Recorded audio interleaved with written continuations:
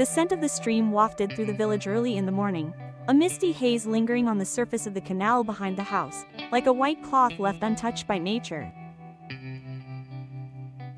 The distant crowing of roosters mingled with the gentle sound of water flowing over ancient rocks that had stood there longer than anyone in the village could remember. A woman, in her early 30s, knelt on the stream.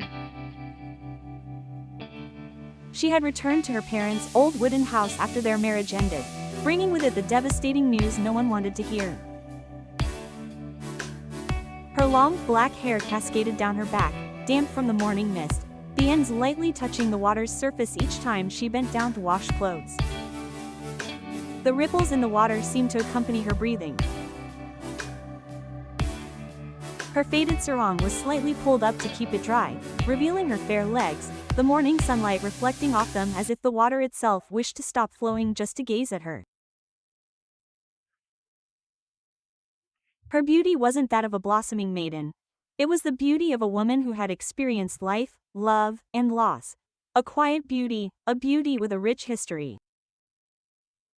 The beauty of the woman was so captivating that it filled those who gazed upon her with both warmth and heartache. The faint smile she offered held a strange charm, like the fragrance of flowers at night, not flashy, but lingering in the feelings of those who encountered it. And that morning, someone saw it. The sound of splashing water echoed from the other side of the canal. A tall, burly man in an old indigo-dyed shirt stopped abruptly as he stepped past the dusty grass and fish traps hanging in his wet hands. Uncle Thien, the gardener and livestock caretaker from the edge of the village, who spent more time with ducks and water than anyone else, was checking his fish traps as usual.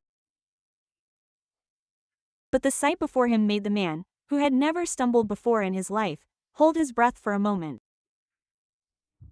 The morning light streamed onto the woman washing clothes, droplets of water clinging to her fair, smooth skin like tiny, delicate pearls. She looked up when she felt his gaze. Their eyes met accidentally. She smiled slightly, a polite gesture of a fellow villager, but for Uncle Thien, Seishin's smile faded, as if something had quietly struck his chest. It wasn't a sudden surge of emotion, not a feverish feeling, but a warmth the nearly 50-year-old man hadn't felt in a long time. "Checking the fish, uncle?" Salue's voice was soft and gentle like flowing water. Uncle Seishin nodded, still forgetting to take a step. A slow breeze blew, carrying the faint scent of soap mixed with the smell of sunshine and the scent of the canal water. It was an ordinary scent, yet it made that morning unlike any other. And without either of them realizing it, the same stream was slowly carrying the loneliness of two people closer together.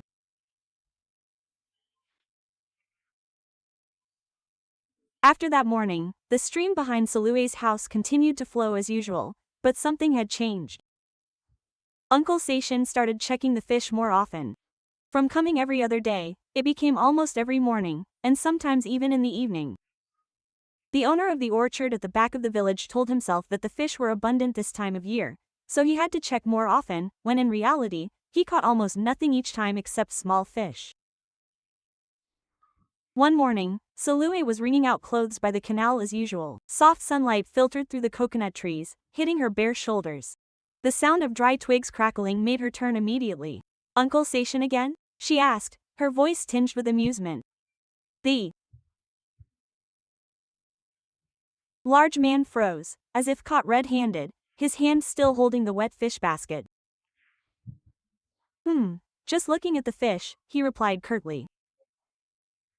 Salue smiled faintly, a widow's smile, not the wide grin of a young girl, but the smile of someone who knew the world well enough to no longer rush anything. "There are a lot of fish these days," Salue said, looking down into the basket before chuckling softly. She was surprised to see only 2 tilapia in it. Salue laughed softly, her voice clear like water hitting rocks. That sound made Uncle Seishin feel strange in his chest, as if his quiet home had been filled with new life. A gust of wind blew, gently rustling the canal. Salue's long hair fluttered in the breeze, a faint, clean scent wafting to where he stood. Uncle Sation quickly turned his face away. It wasn't the water. I didn't want to look, but I'd looked too long. You're really good at catching fish, Uncle, she said, lifting the basin from the water. You've been around water since you were a child. That's wonderful. People who live with the earth and water seem so calm. Quote. Those words made the middle-aged man silent for a moment. No one had ever spoken of him like that. For the whole village, he was just Uncle Sation, a quiet, solitary livestock herder who had lived alone for so long that no one ever inquired about his life. But the woman in front of him saw something dimly. She draped a cloth over her shoulder and turned to smile at him. The morning sun shone through the droplets of water on her skin, making them sparkle. Uncle Sation felt his heart skip a beat. He quickly bent down to catch the fish without actually checking. Well, I'll go now, Uncle. You'll probably come again tomorrow, right? Quote. That question made him pause. She spoke as if she already knew. The old man scratched his head shyly before answering softly, probably. She smiled again, and that smile lingered in his heart all day. Even when feeding the buffaloes, even when collecting duck eggs, even when sitting alone eating under the dim light. That night, Uncle Sation realized that someone had entered his quiet house. Without him even asking for permission, the first thought being the forest and the gaze of the entire village. The next morning, the fog was thicker than usual. The stream behind Salue's house was so quiet that you could hear the sound of water dripping from the banana leaves. She was building a fire to boil water under the house.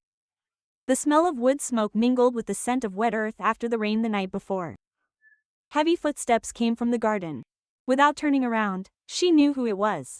It's very early, Uncle, Salue said, still standing with her back to Uncle Sation. He stood awkwardly at the bottom of the steps, one hand holding a basket of fish, the other scratching the back of his neck like a helpless child.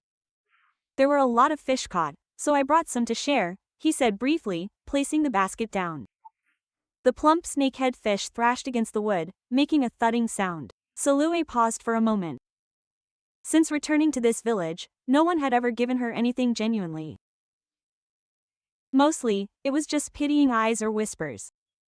She looked up at the man in front of her, his shirt a pod. Her old, sweat-dampened clothes, mud-stained pants, and rough, calloused hands from hard work were met with an honest gaze that was impossible to refuse. Really, you're so lovely? She asked. Living alone means I don't have to go shopping, he replied simply, yet strangely warming the listener's heart. She smiled, a smile that made Uncle Sation quickly look down at the ground again. Then I'll make tom yum soup, Uncle. Would you like to eat with me? Quote. The tall, burly man looked up, surprised at the invitation. No, it's all right, I'm fine. What are you shy about? I caught the fish myself. Quote. Salue's soft laughter brought life to the quiet morning atmosphere. Finally, Uncle Sation sat down on the wooden bench under the house. It was the first time in many years that he had eaten with someone. Steam rose from the boiling pot, along with the pungent aroma of tom yum. Salue naturally served him rice, as if she had done so many times before. That scene made the man, who had lived alone his entire life, feel as if someone had finally entered his empty home. But the peace didn't last long. The sound of two women walking past the house echoed. Come in and see? I told you, this widow's house has people coming early every morning. It's Uncle Sation. Oh, even quiet people can't escape him. Quote. A giggle floated on the breeze. Salue's hand paused slightly. Uncle Sation immediately put down his spoon, his face serious. I'd better go, he said in a low voice, as if afraid of making her uncomfortable. But Salue looked up and met his gaze, her eyes calmer than he expected. Why go back? She asked, smiling faintly again. I've been standing alone for a long time. Words aren't as scary as silence. Quote. That sentence made Uncle Sation speechless. He didn't know what to say, because he himself had been running away from silence his whole life. A breeze blew under the house, her long, flowing hair brushing lightly against his arm by chance.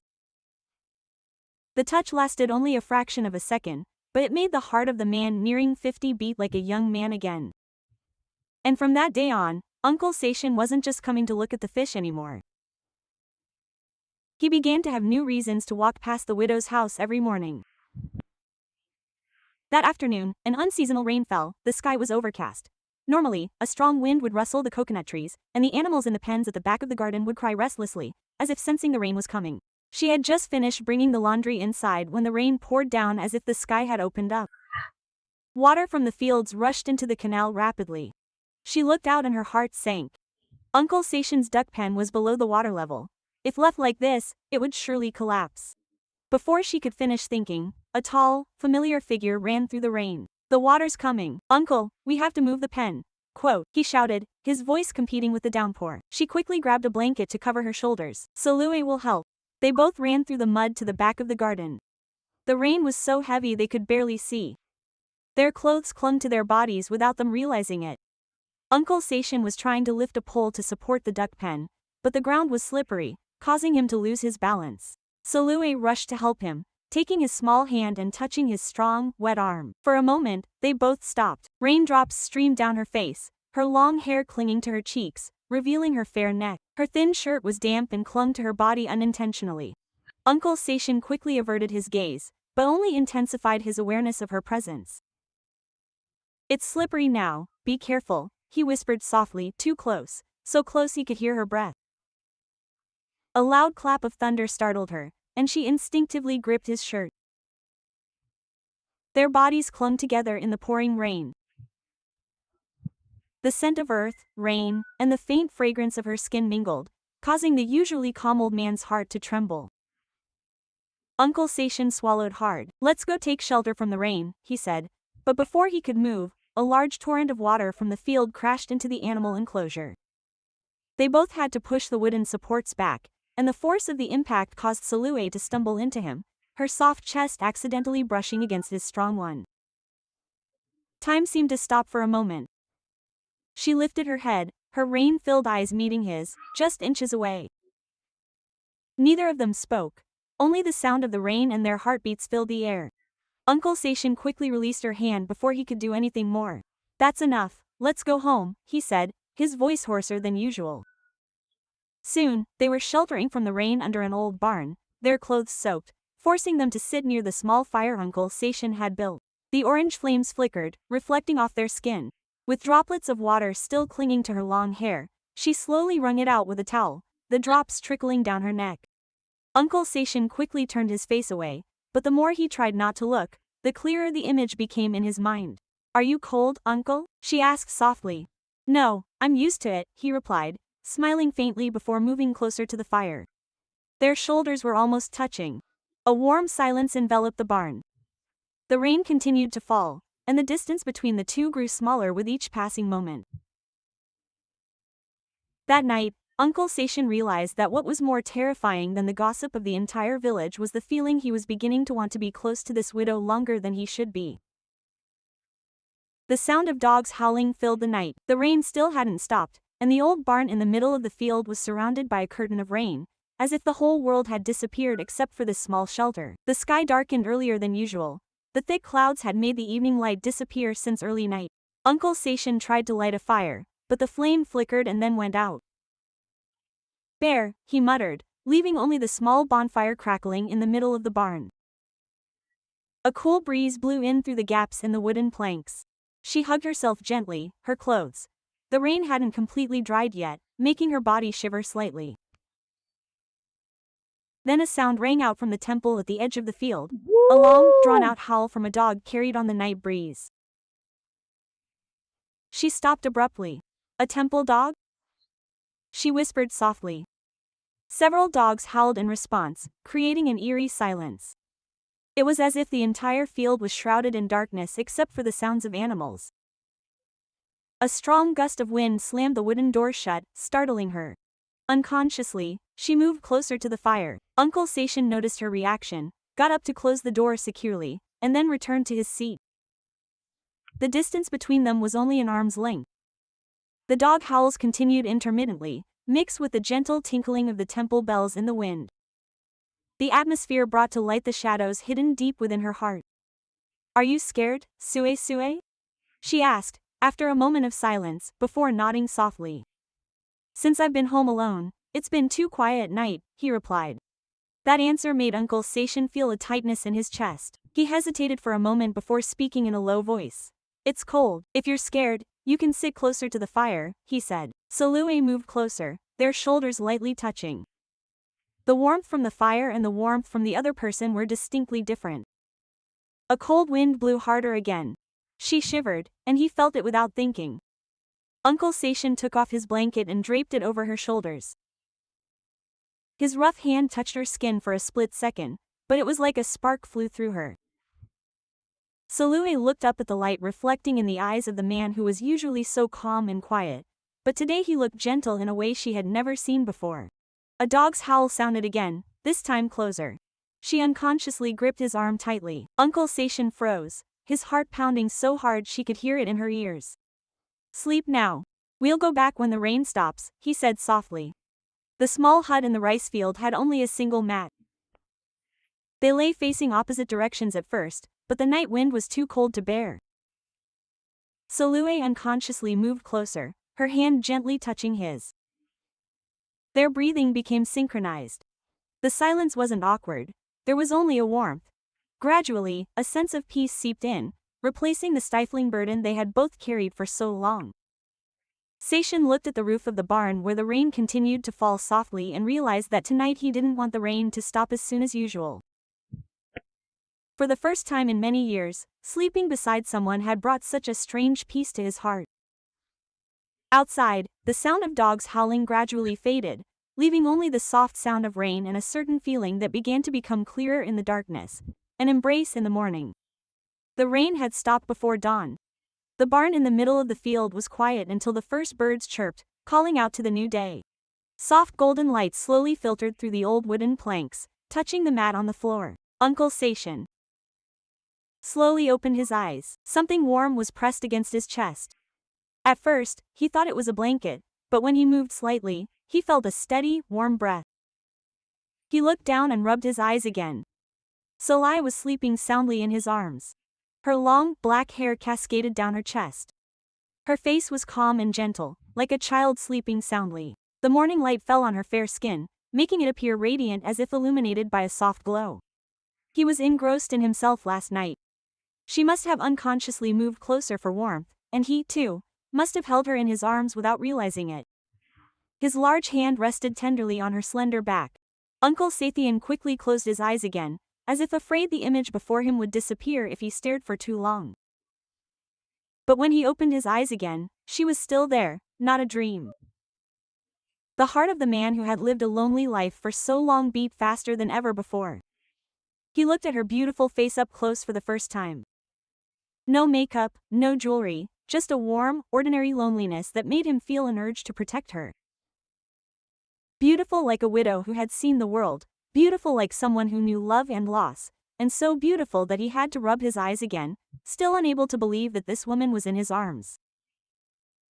She stirred slightly before slowly opening her eyes. Their gazes met at a distance too close to look away. She stood still for a moment, aware of the arms around her. A faint blush spread across her pale cheeks. Is it morning already? Her voice was still groggy. Uncle Sachin quickly. But Salue clutched the edge of the loincloth tightly around herself, as if she weren't in a hurry to flee as she should have been. A warm silence enveloped them for a while before she smiled, the same smile that had made him tremble since the first day by the stream. It's warm last night, isn't it? Simple words, but they left the man, who was usually not a good speaker, speechless. He cleared his throat softly, as if Salue didn't mind. His voice was firmer than ever. Next time, can I take care of you? The morning breeze swept through the fields, the distant sound of temple bells echoing as if acknowledging her words. Salue looked at him for a long time before nodding softly and resting her head on his chest again, without needing any further promises. The morning light streamed into the barn. Uncle Sachin held her loosely and tenderly. This time it wasn't because of the cold, nor because of fear, because both knew that the long-standing loneliness had ended in this embrace. In the quiet, remote field, the simple love between the gardener and the widowed woman was beautiful enough to make the new day warmer than any before.